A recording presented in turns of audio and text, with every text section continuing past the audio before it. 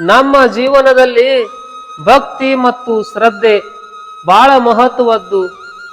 ನೀರಿಗೆ ಭಕ್ತಿ ಮತ್ತು ಶ್ರದ್ಧೆ ಸೇರಿಸಿದರೆ ತೀರ್ಥವಾಗುತ್ತೈತಿ.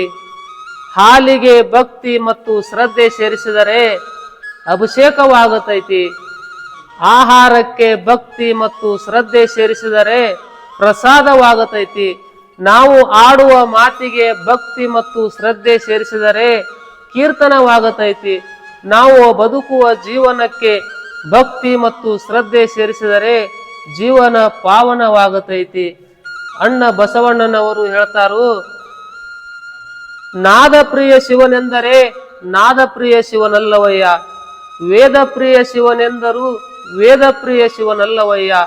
ನಾದವ ಮಾಡಿದ ರಾವಣನಿಗೆ ಏನು ಅರೆ ಆವಿಷ್ಯವಾಯಿತು, ವೇದವ ಓದಿದ ಬ್ರಾಹ್ಮಣನ ಶಿರವು ಹೋಯಿತು.